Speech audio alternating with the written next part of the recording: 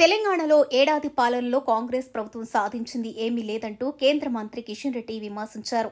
బెదిరింపులు, తిట్ల పురాణాలు తప్ప ఏమీ సాధించలేదని అన్నారు. సమస్యలపై మాట్లాడితే నీ డిఎన్ఏ ఏమిటని మాట్లాడుతున్నారని, తన డిఎన్ఏ భారతీయ జనతా పార్టీ అని చెప్పారు. మిగిలిన వారి మాదిరి 10 పార్టీలు మారిన డిఎన్ఏ తనది కాదని అన్నారు. గాలి మాటలు తప్ప ఈ సంవత్సరంలో కాంగ్రెస్ పార్టీ సాధించింది లేదు. నేనేదైనా సమస్య మీద మాట్లాడితే కిషన్ రెడ్డి డిఎన్ఏ ఏంటి అని మాట్లాడతాడు. మా డిఎన్ఏ, నా DNA Bharatiya Janata party DNA. మిగతా వాళ్ళలాగా 10 పార్టీలు తిరిగిన డిఎన్ఏ నాది కాదు.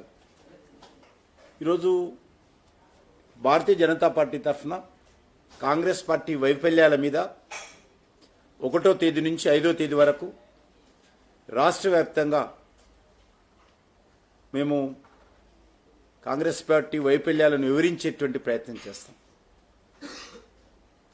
తెలంగాణ ఈరోజు గతంలో ఉన్నటువంటి టీఆర్ఎస్ పార్టీ కారణంగా, ఈరోజు అధికారంలో ఉన్నటువంటి కాంగ్రెస్ పార్టీ కారణంగా రాష్ట్రము నష్టపోతుంది తప్ప రాష్ట్రంలో ఉన్నటువంటి రాజకీయ వ్యవస్థ భ్రష్టు పడుతుంది తప్ప ఏమాత్రం మార్పు రాలేదు. అది ఎమ్మెల్యేల పార్టీ ఫిరాయింపుల నుంచి మొదలు పెడితే, వ్యక్తిగత దాడుల నుంచి చూపిస్తే, అసాధ్యమైనటువంటి విషయాల్లో సాధ్యాలు చూడకుండా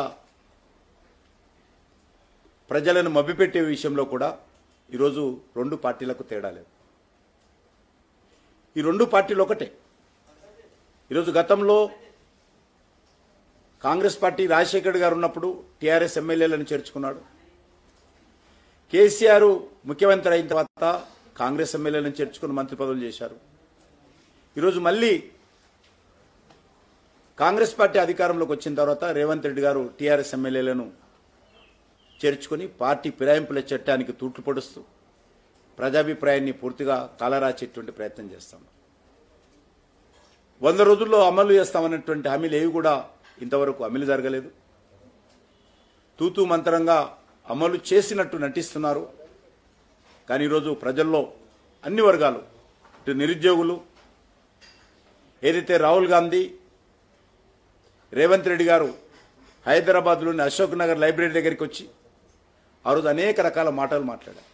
జాబ్ క్యాలెండర్స్ ఏవి కూడా ఈ సంవత్సరం లోపల అమలు చేస్తానటువంటిది ఒక్కటి కూడా అమలు చేయలేదు.